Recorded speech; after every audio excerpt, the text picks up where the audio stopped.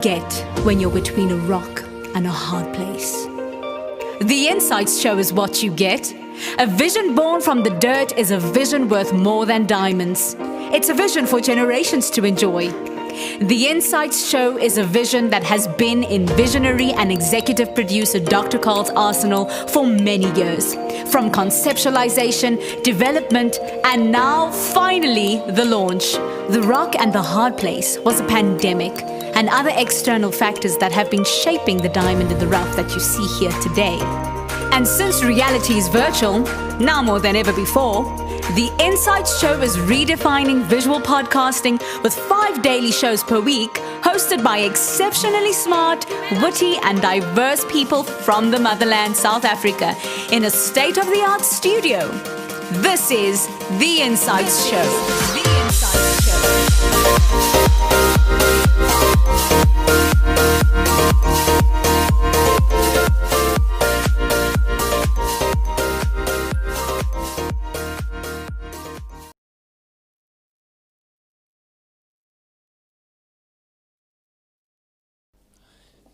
Good morning, everybody. It is so good to have you here with me on the Insights Show. I'm so excited because the subject this morning is so important. It's about leadership in crisis, and we have crises all over this world.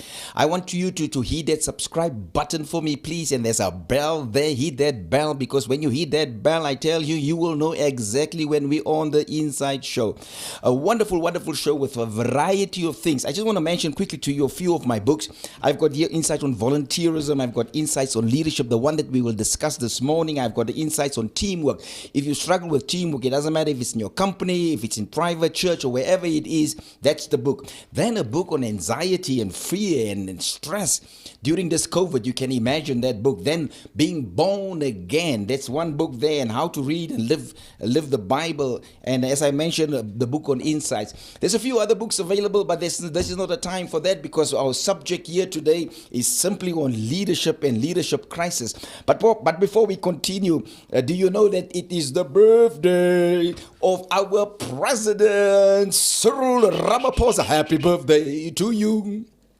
Happy birthday to you. And that's all I can give you, Mr. President. That's my best voice, and it's not my shower voice, but that's what I'm giving you this morning. Happy birthday to you, Mr. President. May God bless you, keep you, guide you. May God give you direction, and may God give you insight and clarity, and may you be the best leader ever in South Africa. Well, in line with that, we have this whole thing is about leadership crisis. So the question that I would love to pose to you, you are more than welcome to hit me on the inbox or wherever you find availability to talk to me. I want you to answer simply: do you think there's a crisis in South Africa around leadership, just precisely around that? Well, just based on that one subject about leadership, I want to give you an international view quickly here, and I want to show you a few things here.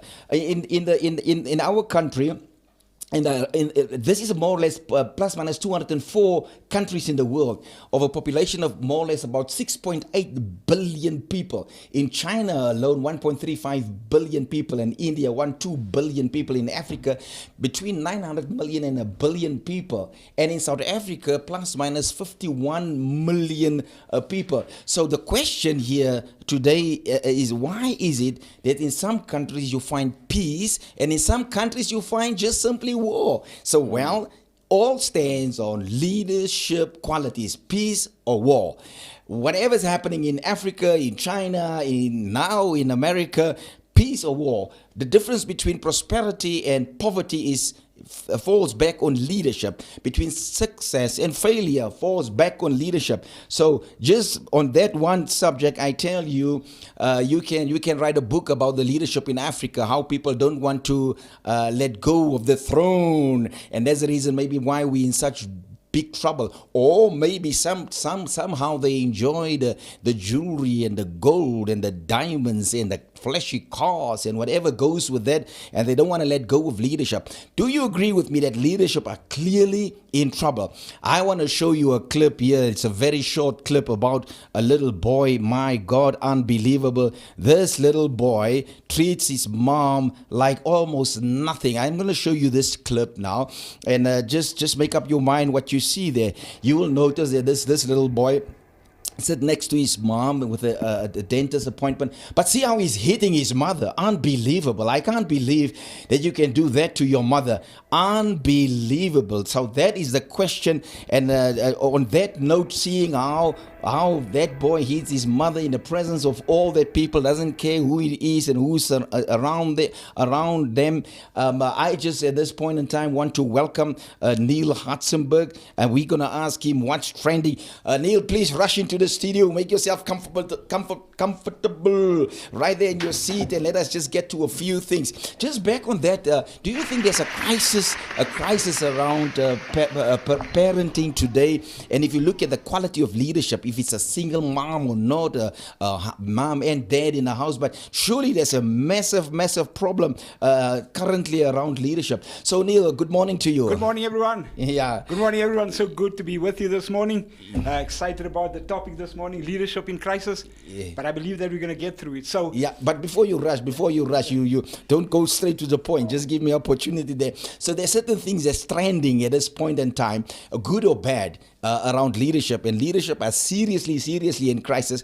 And Neil Hutzenberg is in the studio here this morning, just to share a little about what's trending, what's happening out there, and how relevant is it. And if you want to say anything about that while watching now on YouTube, you are more than welcome. We will respond to you immediately. We'll see what we can come up with here. And I've got a wonderful guest here also with me. I'm not going to introduce him immediately, but I've got a wonderful guest. I just want to say, when we're done with Neil Hutzenberg, there's 7 very important things that a wonderful person by the name of Steve Jobs lived by. This is the 7 things that we're going to discuss here in studio today. I don't want you to miss it, not at all, because you know what? If you know these 7 things, you might just be the next Steve Jobs. You never know. Don't underestimate somebody that's seated next to you. Don't underestimate somebody that lives somewhere in the backyard of his mother right now. Don't underestimate somebody that's living from his car right now,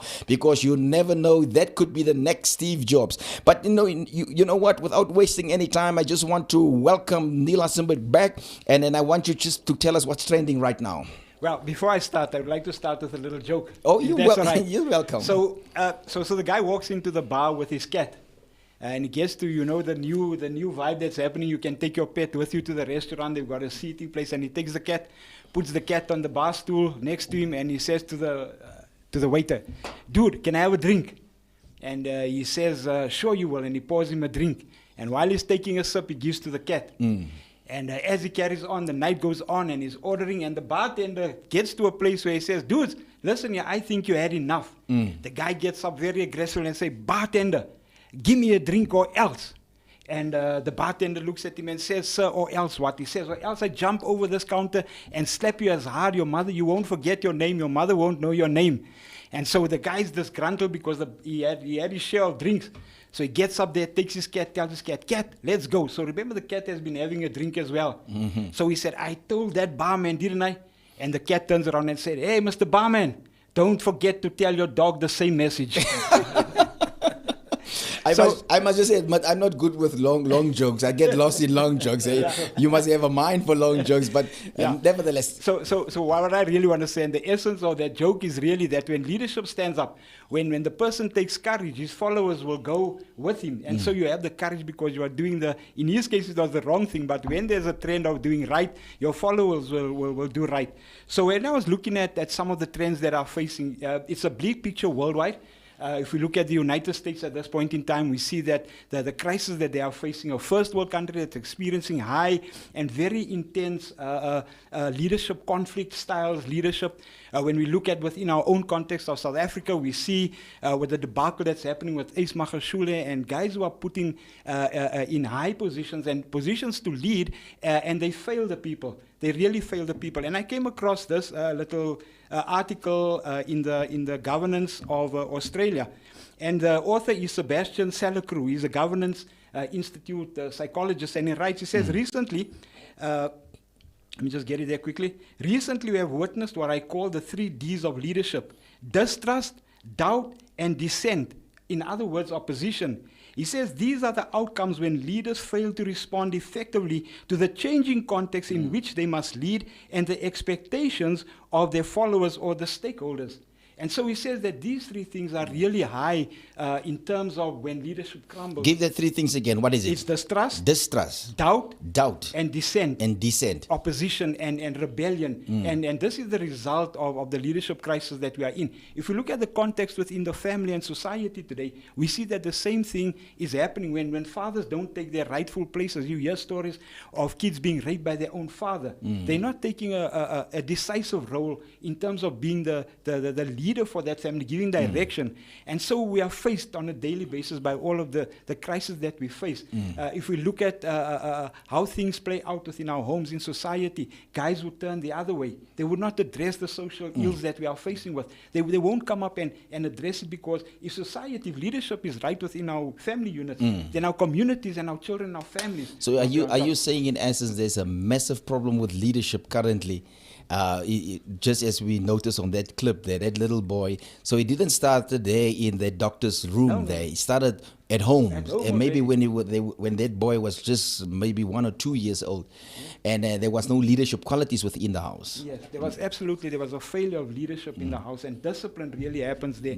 And some parents really, what they do is they expect the institutions, our learning institutions, to enforce that type of discipline and respect and all of that. Yet it needs to start at home. Yeah. So, Well, let's move a little away from the parental side of it. Is there anything else that you'd love to share with us? yes, one of the things that I took out there, and it's in the book on Insights on Leadership from a Formula One perspective in chapter 3, which talks about leadership qualities that makes you want to win the race. And it's found on page 129. I think, Doctor, you couldn't have said it better, because it touches all three elements that we're addressing here today from a societal perspective. Yeah, just before you continue, if you can just show the camera here. He's referencing this book on One Team, One Dream. There's also a workbook that's going with that. It's all about leadership stuff there. Yes, and so the quote is, you would be ready to take the lead and act out your life as a quality leader by taking responsibility for your life first. And the emphasis here is on your life. When you take responsibility for your life and you adhere to the moral compass that lives within inside of you, and you live by the values that are true to you and the values that defines you as a person, I think then leadership would be good. That the next thing that you say there, Doctor, is that when you take responsibility for your society, and what we just addressed earlier on. And finally, when you serve others. And that's serving. Leadership is really serving, if you want to call that. Yeah. Now, just on that one point, what's happening worldwide currently? So Around- everybody's in it for themselves. They're Yeah. not serving nobody. They're pushing their own agendas, everything to do with themselves, and not really serving their communities and what they were called to do or what they were elected to do. And everybody pushing. If you look at the trend in Africa, people stay in power for centuries and decades.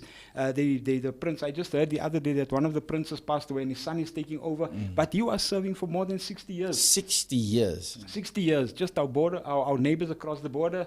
The ex-president passed away some time back. But there's this inherent want for power. Yes. And leadership is not necessarily about enforcing that power, but for other people to believe in the power to empower them. So just on that one point, what do you think about the leadership in America currently with this whole voting between Biden and between Donald Trump? What's your observation around leadership there? Whoa, I think that's one of the guys who are power crazy. He doesn't want. Didn't you see the meme where they were sending the meme around where Donald Trump is in the White House and he's crying on the floor there, I don't want to get out of here. I don't want to get out of here. Yeah. Leave me in here. And I think the leadership crisis has filtered his leadership style and how he orchestrated and how he ran the country had filtered through to all of the other departments. Because people who are strong Donald Trump supporters would be the ones that are almost, if you can call, the rebels, and they want to push this agenda. If you look at them not properly addressing the white on black violence in terms of police killing black people, there's no decisive action into dealing with those people who perpetrated the act against those guys. Now, maybe closer home now. Do you think we're in trouble with leadership at home? Do you think we're doing well with leadership? What's your observation around leadership at home here? At home, I think that we are in a leadership crisis. Yeah. I think that we are, if we don't pull things right now, I think that we're going to go. If you look at the Ace Magashule debacle, that somebody coming in, they knew from the day one that this guy was not walking the line. He was not towing the line. He was not really honest and truthful with what he was doing. And once again, it didn't come to empower the people. but it came to empower him with the asbestos things. They were supposed to build houses, and the money went missing. So certainly from that point of view, I think that the leadership had to take a decisive action with him right from the beginning. Yeah, this is a huge subject, and I don't think we're going to venture there and be able to fix it in one set. We're going to discuss leadership lengthy. Is there anything else that you'd like to add before you run off, Neil Hudson-Berg? Is there anything else that you'd like to add for, on the set here this morning? Well, this morning, all that I can say is that when we lead within ourselves and we are truthful and honest with ourselves, as you say in the book, that when we take responsibility for our lives and be driven by our moral compass and our ethics and what we value, is going to be good. And when we get to the societal issues, those values and that moral fiber that we have will be translated into our society. And ultimately, when we get there, we will see that when we serve other people, it will be done from a position of really wanting to serve and wanting to help and wanting to empower. Thank you for wrapping up there. But before you run, this is a counseling ball. I love this ball so much. I use it as much as possible. It's coping skills, and I'm going to toss the ball. Wherever your thumb ends, you just read there for me. Read it on the thumb. Read it loud there. I needed a good coping skill when. Yeah. When do you need a coping skill? I think for me personally, it was when my mom passed away. I need a good coping skill to deal with that. Yes, wonderful. Thank you so much. You throw it back there, and mine says, what activities make you feel better? Well, I would love to play golf. I feel in my zone when I play golf. So that activity is absolutely a wonderful activity. Well, Nina Atzenberg, I just want to thank you for this opportunity for coming through here, the studio, and thank you so much for your input around leadership. See you another time on the set. God bless you and have a wonderful day. Thank you, Doctor. Thank you, Mr. Retief. Thank you. God bless you. Have a good day. Thank you so much. Well, we're going to discuss a little about Steve Jobs here today. And I mentioned to you earlier, there's about 7 very important principles that he lived by. He believed in that. And he's so clear. I'm just going to give you 1 or 2, and then we're going to get straight into it. The first one I want to mention to you is that he reckoned that you must be very far-sighted. But before we get there on that first point, remember there's 7, and I don't want you to go anywhere because we're going to be in and out, and before you know it, the show will be over.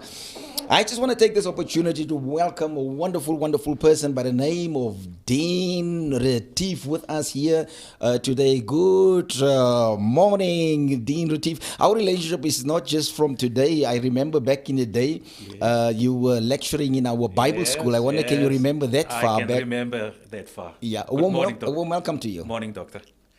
Thank you so much for coming through. So Dean Retief is an inspiring speaker, not just a speaker. He's an educator, not just an educator. He's a leadership mentor, and he's also a coach. So I tell you, if you need some help, this is a guy to turn to, specific around leadership stuff. He's good in his subject. I know him for long.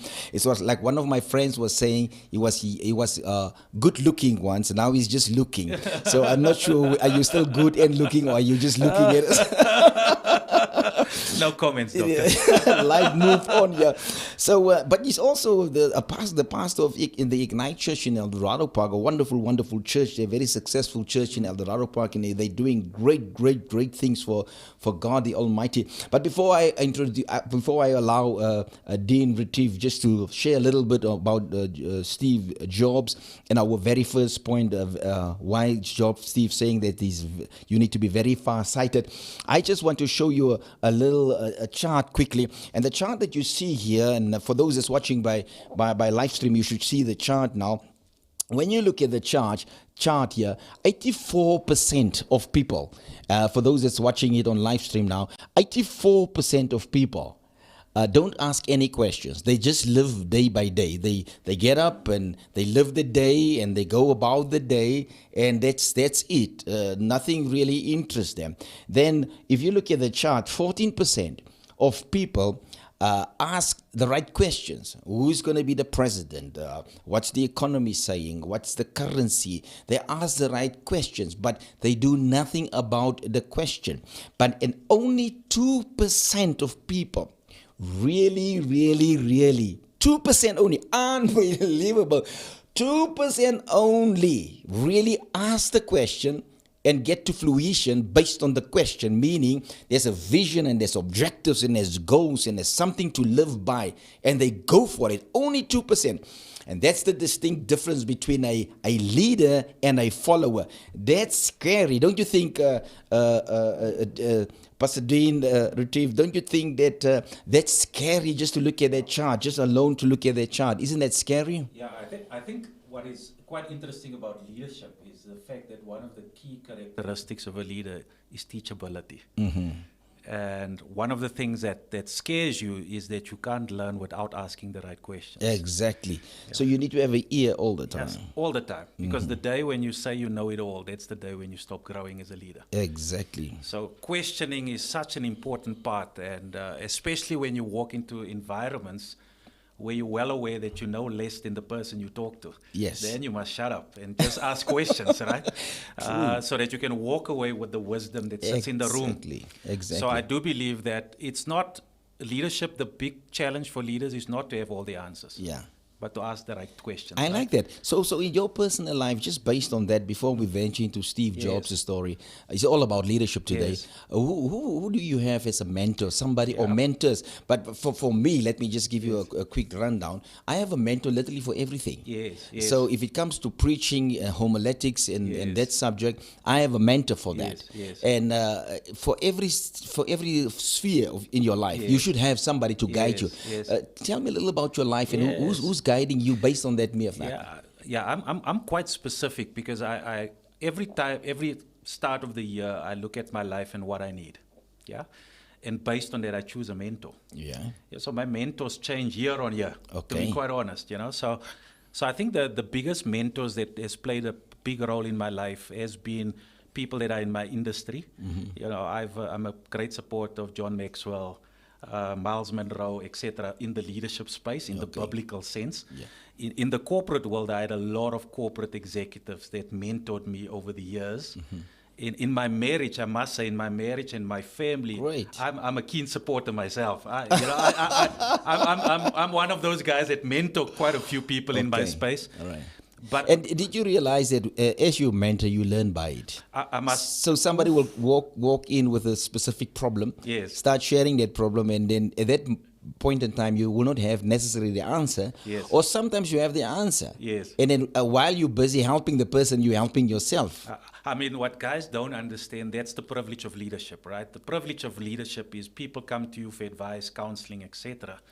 But what they don't know is that they create an environment for us to continue to learn and grow. That's why I do what I do, to be quite honest. Pastor Dean, you know what I should do before we get too far? We must have this over coffee. Let's get to Steve Jobs quickly. On my first point there on Steve Jobs, I'm simply asking the question. Not a question. He lives by it. He said you must have farsight. You must be farsighted. Yes. So just based on that, what's your take on being farsighted? I made a note here that says if you don't know where you're going, any road will take you there. So it is quite important, and even in the Bible, it's quite important where the Bible talks where there's no vision, people perish. Right? Correct, and specifically, when the Bible talks about vision, it talks about revelation. But what is interesting about farsightedness is the whole debate around how far must I see? Is a question. That's a good question. Now let's take Disney World for an example. Disney World is a 100-year plan. So they constantly, every year, update Disney World 100 years in advance. Wow. Right? That far? That far. My goodness. That is really, really deep into the future. So, and it's the whole idea of anticipation of how Disney World should look like, and constantly on a daily basis put some steps in place to get us there. Now, again, I want to say to people out there that's watching us, don't be too stressed. Dr. Carl, if I look at you, you look after an enterprise, Crystal Ministries International, right? People at enterprise level should at least look 10 years ahead. At least 10 years ahead. But somebody that looks after the studio needs to look 1 year ahead. So levels determines how far you should see in the future. And in your personal life, how important is that? How far must you go personally? What will you say? So I, as you could pick up from my resume, I do life coaching, right? The guideline is 3 to 5 years. Okay. All right? So you at least have to see minimum 3 years into the future, maximum 5 years into the future. Why is that so? Because again, a lot of authors will tell you you need about 10,000 hours to change your life. Wow. Yeah, right? Which is that 10,000 hour principle. Yes. And the whole idea, if you take 10,000 hours, it adds up to 3 to 5 years. Okay. Right? So what is important for you is to at least minimum set a vision for your life. Yes. 3 years into the future. Yes. And if you can, 5 years into the future. Yes. I love by that principle, Yeah, by the way. and you know what's interesting? Yes. It's not just living by that principle, Yeah. but it's also the change in the physical change. Yes, If you look at your life between 0 and 5, Yes. and you look between 5 and 10 years, Yes. and you see the physical changes. Absolutely. You can tell when somebody hit the 50s. Absolutely right. Absolutely So right. that's it. But just based on that first point on being far-sighted, how important is it to have a personal vision and objectives and personal, like short-term goals and so on in your personal life? Because most of the viewers out there will say, okay, I like what you say, but I don't have a business. But for me, how can you help me today? Yeah, what is important, again, the Bible gives us a very nice principle in the book of Habakkuk. It says, see the vision, write it down. And then it gives some guidelines because there's an appointed time. Yes. Yeah. So the important part of goals is that you have to set a vision, but a vision without a goal is just a dream. Yes. Yeah. And what you have to do with a goal, again, is to set a yearly goal, but to break it down into monthly actions that get you to your goal. Yes. Now, I want to say to the viewers, again, a lot of us live our lives by default. Whatever comes, happens. Whatever happens, happens, yeah. And I want to ask you... They call it Murphy's Law. Yeah, absolutely. And I want to ask you if you are listening, because I've lived my life like that. Yes. Since the age of 30, I've changed my life, and I'm now 46. And for the last 16 years, I've been more successful than my previous 30. And one of the things that has definitely changed my life is that you love by intention. Yes. Yeah, and goals gives you that. Yes. Now, what God promises us is whatever we ask Him, He will exceed that. Yes. Now, how does God know what you want unless you put down a goal? Yes. Yeah. So goals also directs your energy, your focus, your attention. Yes. Now, again, if you don't do all of that stuff, you will be all over the place. Yes. And you'll come to the end of your life, or end of the year, and you will look back and say, what have I achieved? Yes. So I want to say to people, it is unproductive to not have a vision. Yes. It is foolish for you not to put goals down because you'll be all over the place. Correct. And at the end of the day, you will question progress. Yes. Because how do you measure progress? Progress you measure by setting a goal. Yeah, just on that one, specifically in my personal life, I use a timeline. Yes. So if it's personal, and I'm involved in so many aspects and so many things in life. So I have a timeline, literally all the timelines on one page for a ministerial timeline. Yes. Then I most probably have a marital timeline. What is it that you want to achieve? What do you want to do with your partner?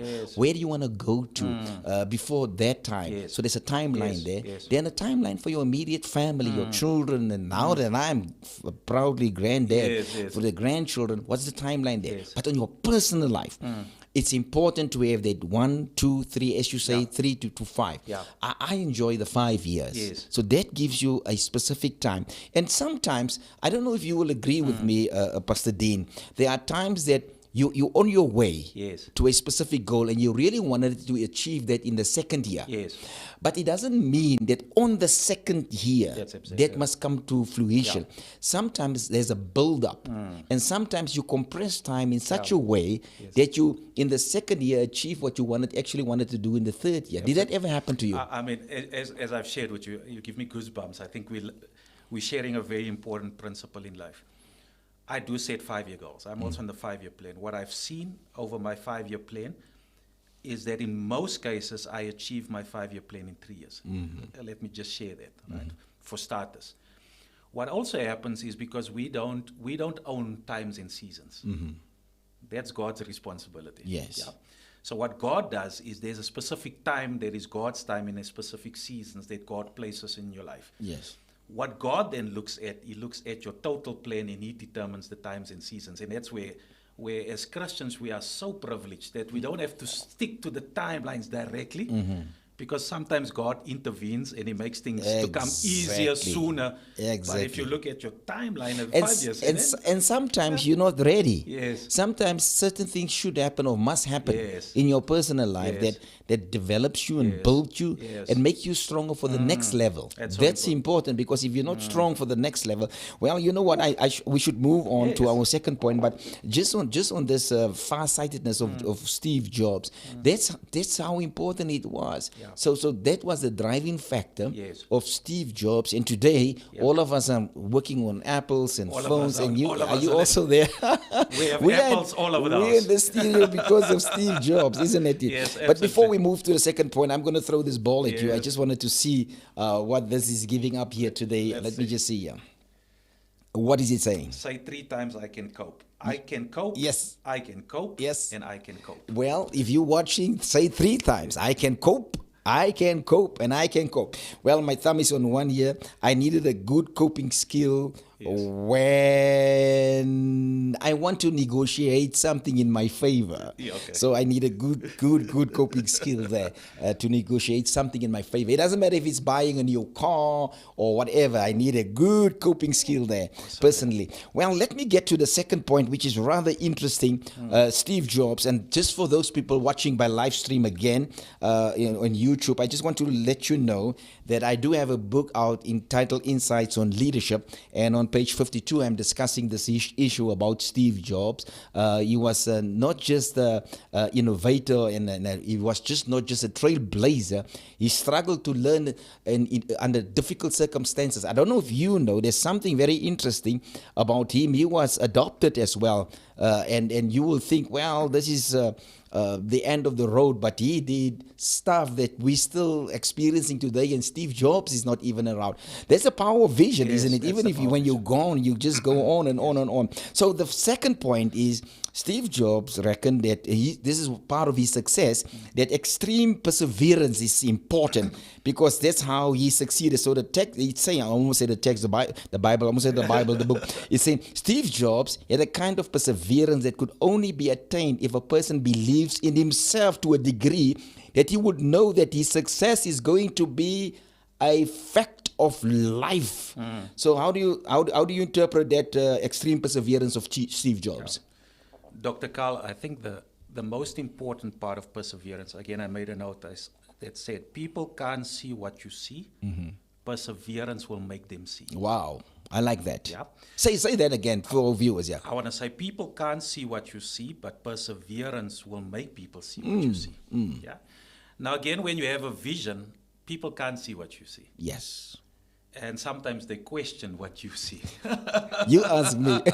You know how hard it is to fight for your vision. Absolutely. Because people don't see the big picture. Absolutely. But perseverance is one of those things that makes people see what you see. Can we also say added word there is consistency? Consistency. Is it added? Absolutely. Can we go for consistency Absolutely. there? Yeah. And I think that is what is important, right? And again, there's such a beautiful text in the Bible where where the Bible speaks about Jesus that says, because of the joy that was set before him, he persevered. Wow. Yeah. That made people see that what Jesus was talking about was real. Yes. Yeah. And I want to say to every viewer, don't get too upset when you have to walk alone for a while. Yes.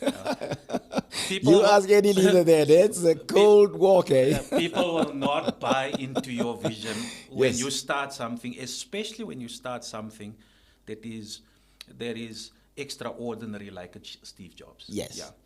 And if you followed the Steve Jobs story, the fact that he built all these Apple products was the time when he came back to Apple after they fired him. Exactly. Yeah.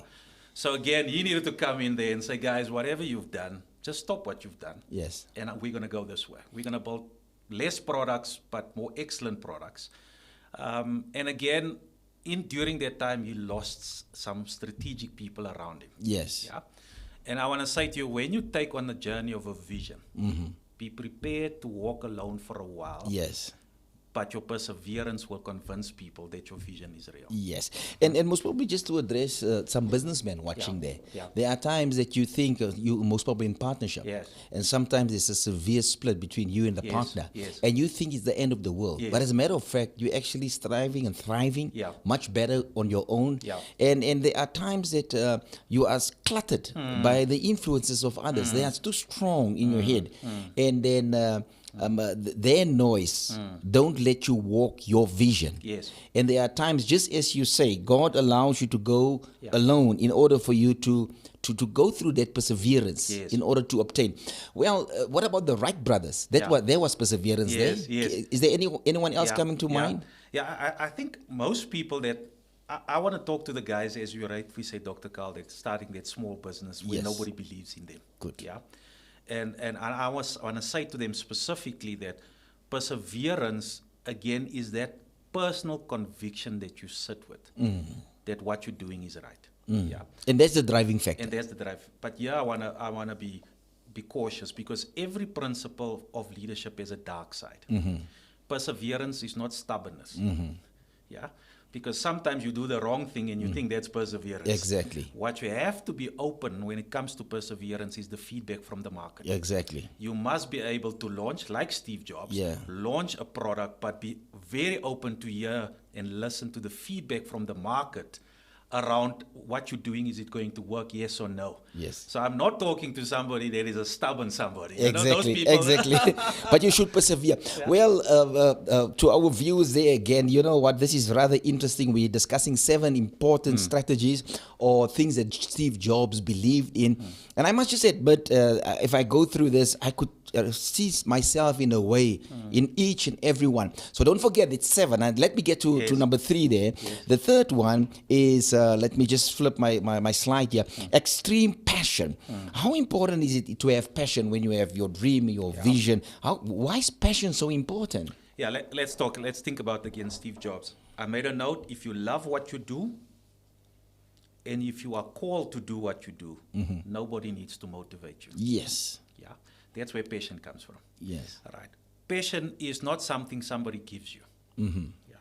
Passion is the fact that you are called for this thing and you love what you do. Yes. You will get up in the morning without anybody waking you up. Yes. You will be on time. You'll work overtime. You'll stay the course, because passion is more connected to your calling Yes. than what you love. Yes. Now I want to say, if you are busy doing something today Yes. and there's no passion, Yes. then I might question, are you doing the right thing, Yes. or are you doing what you love? Exactly. And if you think about the Steve Jobs of the world, Yeah. you know, if you think about musicians, if you think about soccer players, if you Yes. think about pastors, Yes. the called pastors, you don't have to motivate us, Yes. right? We just get up and we do what we do, In spite of- in spite of what Yeah. happens around us. I see. Steve Jobs called the passion the fuel of journey. Absolutely. Because if you don't have fuel in your car, you can have the best vision. Yes. Which for now, Yes. and I know you can interpret vision in many ways. Yes, yes. But for now, if vision is a vehicle, Yes. you need that fuel in a vehicle to Yes. get you from point A to point B. Yes. And Steve Jobs reckoned that passion is that Yes. fuel. And you know what? You can see sometimes, even now, people will mop or do some stuff. It doesn't matter around the premises. I've got a lot of stuff. Yes, You can yes. see if there's no passion. Yes, They yes, demoralize, yes, shoulders are dropped, yes, yes. voice Yes. tone low. Yes. There's no spark in their eye. They drag their feet. Yes. Everything is a burden. Yes. He's asking me to do that. Yeah. There's clearly no passion, and it's Yeah. a misfit for your vision. Absolutely right. And it's important for you to come alive. Yeah. When you have the correct. Well, let me get to point 4 because you know time is just flying. Yesterday, I'm telling you, this hour is just going. I don't know where it's going. And when you have fun, and you know you're such a nice person, beautiful person in the studio, I would love to believe you're not just looking good. You not just look good. You are good looking as well. Thank you, Dr. Well, Carl. let me get to the 4th point here. There's 7. The 4th one that Steve Jobs reckoned is that you need extreme confidence when you do certain things. So Steve Jobs believed in his product, his mind and creation more than any man I have ever heard about. I said, whenever something went wrong, he never blamed his product, but they always believe something can be done to turn things around. If you have got any problems with self-confidence, then check out this solid self-confidence program. So this extreme confidence of Steve Jobs, is there such a thing that you can be overconfident? Let's think about the old notion, Dr. Carl, of confidence. What I've picked up in my career is you have to be confident in what you want to do. Yeah, you must be very clear. Uncompromising. That's Steve Jobs for you. Uncompromising. This is what I want to do. What leaders must be mindful of is, but you must be open to the how. Don't be confident in the how. Right? That's where we get stuck as leaders. Right. If you have a specific how around things, then you're going to get bogged down with the how. Yes. But confidence must reside first in the what you need to do. Okay. Yeah. And then you must be open to the how. Be confident in your product. In the product, which Before is the you what. could, before you could sell you, Yes. or before you could sell your product, Yeah. believe in it first. Believe in it first. Because when people look you in the eye, Yes. they'll know Yes. you don't believe in your own product. So absolutely. that's where confidence. Yes. It's almost like very light-hearted. Yes. This one guy that he wants to go out with this girl, Yes. looking from primary school into Yes. high school, but never had the confidence Yes. to move over there. Yes. And on my research, I'm busy with a book around relationships. Yes. I've learned that woman wants guys that's confident. Yeah, you know, absolutely no right. excuse me, Yes, please. They yes, want confident people. yes. And a person can see confidence a mile away. A mile away. And I think it comes down to three things for me personally. Number one, you must know who you are. Yeah. That means you must know what is important to you and what you value. That is important. So you must be clear that this is who I am, this is what I stand for. There's a nice saying that says, if you don't know what you're standing for, you will fall for anything. Everything. So it's important that you know first who you are. Secondly, confidence comes from the way you relate to others. Yeah, you need relationship confidence. Yeah, and you'll pick up a lot of people know who they are, but they don't know how to relate to others. So they lack in relationship confidence. And looking forward to your book on that topic, right? Okay. And then the third thing is you must have confidence in your abilities and your capabilities, right? If you combine those three things, we then have the other fortunate part is based on our confidence also comes from all three these things. Yeah, just for the viewers there, Yeah. let just give me the first, second, and third again on that confidence. The first one will be You must know who you are. you should know who you are. that's You must be in your own skin. You must be comfortable in your own skin. Great. Right? Secondly, you must be confident in how you relate to others. Wow. So which means what will you say in that relatory aspect? The first part is that the ability that you have enough humility to understand that you and the people and the person next to you are different but equal. Yeah, and that is important. Great. Yeah? And then the third thing is in your capabilities and your abilities. Yes. Yeah. Share a little more about it. Your capabilities, what is important, and again, we so privileged as Christians, there's different types of capabilities. The first capability is gifts. Gifts. Yeah, so which is so cool because gifts is not ours, Yes. right? Gifts are gifts that God has given Freely us. received. Freely received. So that's the first thing we have. Yeah. We have gifts. Then we have talents. Right? Talents is different than gifts. Talents is natural ability that again God has blessed you with. Some of us have the ability to sing. And you might even have the gift that goes with the singing, right? But we have certain abilities. You're in a good one. I was just thinking. I was just thinking about myself. If you trigger something when you talk about singing. It's like, oh my God, I can imagine me having a guitar and just sing some love songs to my wife. I can imagine how sexy I will make my voice. And it's just like God knows exactly. You don't need that, boy. You will mess everything up. But it's rather interesting. God bless you with the gift. Yeah. And then, but if you I know of people, they have the ability to sing like an angel, but there's no confidence in that. Yeah. They cannot take the mic and just sing. It's Yes. almost like, come alive, you've got it, just go out there. Yes. And didn't you ever see business guys with great minds, but they accomplish nothing in life? I think you're sharing again a very important part. So what is the underlying thing for leadership? It is your character. Right? So again, there's 3 C's if you want to. You have your foundation, that's your character. Your second foundation is the way you care. The way you care. And the third foundation is your capabilities. So those are the 3 C's. Okay. But the foundation of your house is your character. It's who you are. And that's what you're saying. You have highly gifted people. Yes. They are highly competent, but they don't know who they are. Yes. Right? So again, then you have people that know who they are, but they're not capable. Wow. So the whole idea is to build a balanced leader. Now again, look across. You spoke to Neil earlier about Donald Trump. Yes. Donald Trump is high. He has very good capabilities. Yes. Yeah. But his character is being questioned. Yes. So what is now happening is that people voted for him because of his capabilities. Yes. I mean, he still received 70 million voters. Yes, of course. And why did people And vote the for him? biggest ever for the Republicans. Biggest. If you like it or not, Yeah. that's the bigger ever for the Republicans. And the beautiful part is, don't take this away from Donald Trump. Yes. He's good in business. That's his capability, right? His capability. Yeah. But if it comes to having an ear for everyone in the nature. Yeah, the character is questionable and his caring for others is questionable. Wow. So if you want to be a great leader, you must have all three C's. Wow. And that's the challenge of our leadership. So if you say if our leaders are in crisis, I agree, the leaders are in crisis, but the fundamental crisis is a character crisis. Great. Yeah. You know what? I know we can sit here and talk all day. Yes. Let's get to number 5. I think the people wants to know. This one. I tell you, when I did a research for this book specifically, I was looking at Steve Jobs and how can you say that you need a rebellious nature, and that was exactly it. So allow me just to read here on page 54 in my book. You may have this book. Some might ask, where can I get this book? It's not on Amazon or anyone. Just come to my office and just get it from here. The rebellious nature of Steve Jobs wasn't just an ordinary rebel. He was one who had no respect for the status quo and who refused to live by the rules of others. Yes. This was clear in his habit of walking barefoot in public places. It's like Steve Jobs, he didn't care. It's like he was a rebel in nature. Yes. How good is this character for leadership? What is important about leadership for me personally, and why this characteristic trait is so important, leadership is also about innovation. Yeah, right? What is innovation? Innovation is to build something new. So if you want to build something new, you must be able to break the rules, but please don't break the law. Man, Right. that is well said. Break the rules, but not the law. So again, anything that is currently new Yeah.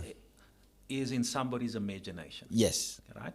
But that imagination is something new. Yes. And if you think about Steve Jobs, Yeah. to break barriers, you Yes. sometimes have to be rebellious. You right? need to be rebellious in Yeah. that because you believe that much. And earlier you discussed Yes. about confidence, how Yeah. important important it is to be confident in your Yes. product. Yes. That in spite of and if you look at everybody today Yes. that's innovative, Yes.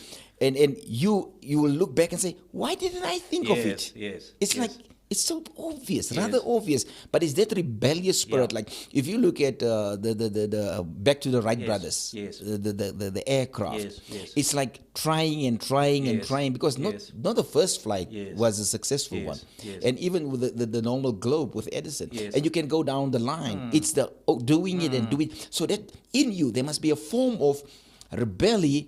But also, we can most probably play down some form of tenacity, Yeah. a fighting spirit in Yeah, you. absolutely. Yeah. And I think, and again, if you follow Steve Jobs' life, when he made the speech at a graduation, university graduation, just before he passed away, I remember that speech. one of the words he used Wow. was the words misfits, right? And he says, this speech is for the misfits. Wow. And again, the whole idea of leadership is not to fit in. Wow, I like that. A misfit. A misfit, eh? Phew, and sometimes you receive a lot of rejection because you're a misfit. Yeah. It's not and sometimes you can go low in confidence and Yes. even lose your dream. Yes, Because yes. you think that I don't fit in Yes, here. yes. And everybody let you feel Yes. bad. And I said to the church on Sunday on this topic, because I preach a lot about leadership because it's just my heart. I said to them, that means you have to surround yourself with people that can see what you see, so that they can help you to be who you're supposed to be. Wonderful. And I think that is important. And sometimes when we hook up with people, we hook up with people that we admire, we hook up with people that can teach us stuff, which is cool. But if you have a vision, you must hook up with people that can see what you see. Exactly. So that you can be And celebrate that as well. and celebrate that as well. Exactly. Yeah? You know, just for time, let us get to, let me see. Well, we're doing pretty good. There's only 2 to go. Yes. Steve Jobs, let us see. So Steve Jobs reckon you must be insanely ambitious. Yeah. So let me just read. Steve Jobs was clear about his mission since his early days.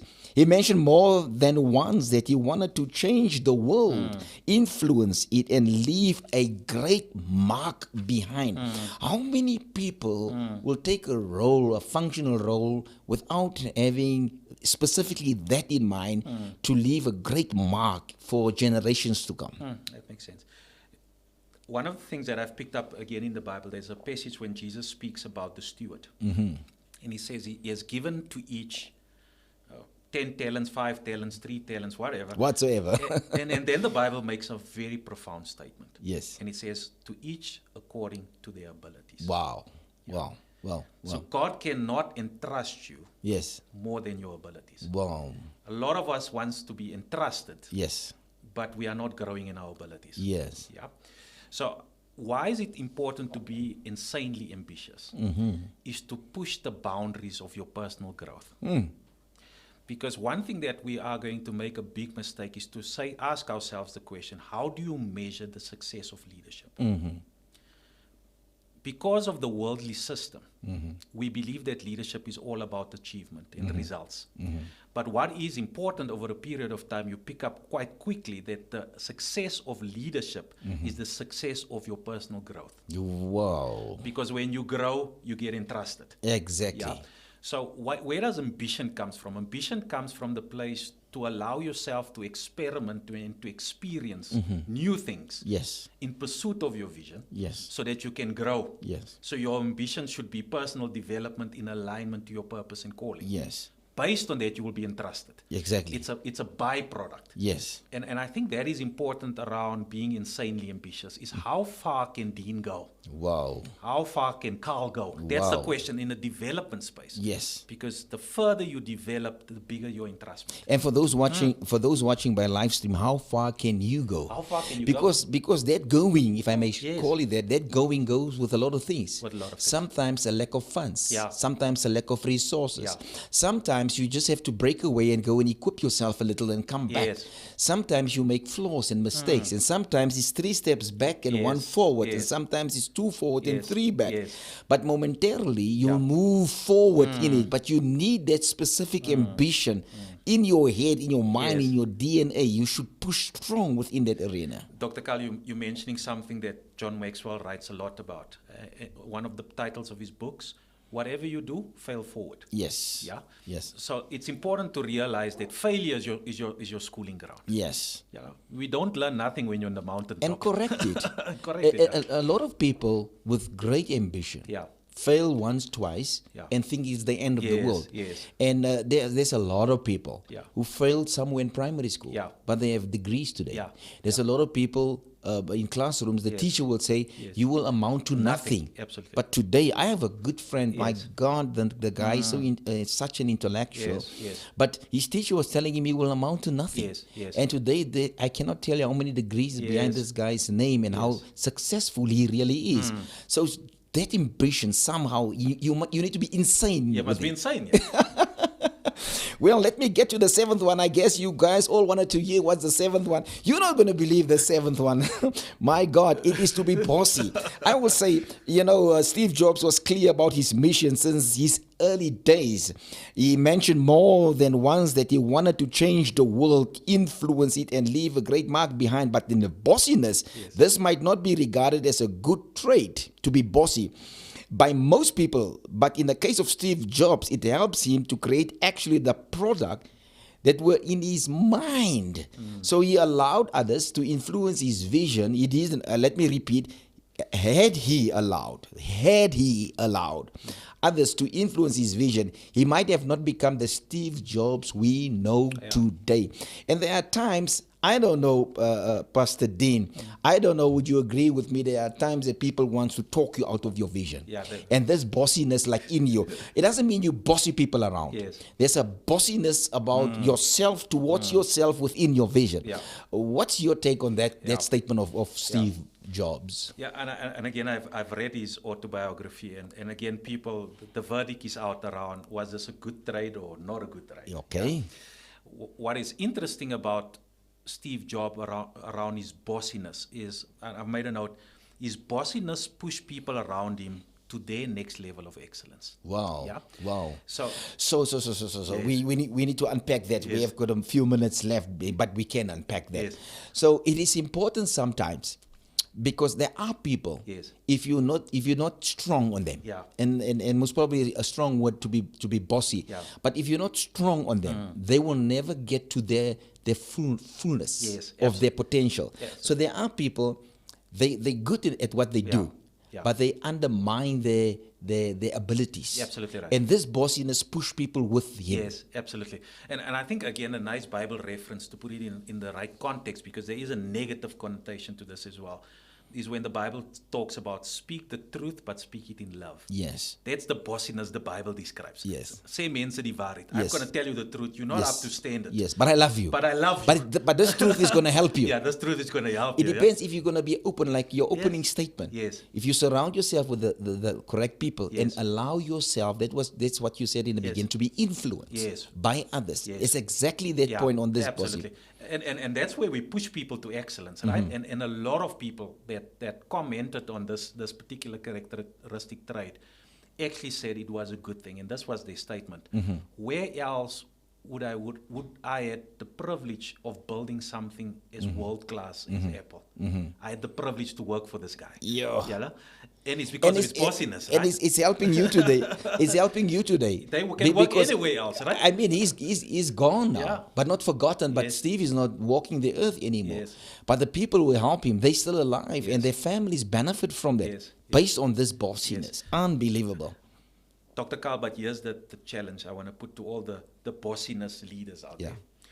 What is real in Apple today is the question is, after Steve Jobs, tell me if there's any new product after Steve Jobs. You will find out there's no new product after Steve Jobs. Right? So all the products we have, the phones, etc., is Steve Jobs' products. Based on his foundation. Yeah. There's nothing new after Steve Jobs, right? And that's the reason why, for all the Apple fans, all the upgrades that's coming with the Apple phone are small tweaks Yeah. to the iPhone. Yes. Right? And then it's iPhone 10, 11, 12 coming Yes. out, right? Yes. So the whole idea of bossiness, and I want to say that, so the Bible says, the Bible speaks about, and it says, we're not like Gentiles that rule over others. Yeah. And as Neil has reminded us, and it's about this speech about, but what we need is servant leaders. Yeah. What I want to say to bossy leaders, boss people speaking the truth in love, but at the same time transfer what you have into others. Yes. Yeah. You couldn't put it or place it yeah. better. Well, can you believe it? Our time has come. I had such great fun with you here. I'm not even sure if I'm trying to look at our producer there. If there's any questions, if there's anything, I've got 2-3 minutes. Are we good? Are we good to roll? Thank you so much. Well, we are at the end of our program. It was so quick, I tell you, and I'm such a fun person here by the name of Dean Retief.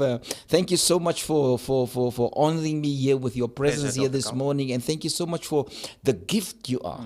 Not just to your person, to your church, but your mentoring gift to others, to the communities in it at large.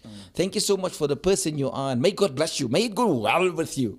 May your future be bright. Yes. And that's my blessing over you. Well, for everybody down there, this is the Inside Show. I want you, please, not to forget to hit that button, subscribe. Please do that. And then also there's a bell there. Hit that bell. When you hit that bell, you will know every single time when we come on. I'll be back in the studio tomorrow morning at 9 o'clock with another topic here, and we'll take it from here and see how God direct and guide us through here. But from my side, I'm signing out, and thank you so much for tuning in today. Everything of the best. Take care and have a super wonderful, cool day. Take care. Goodbye.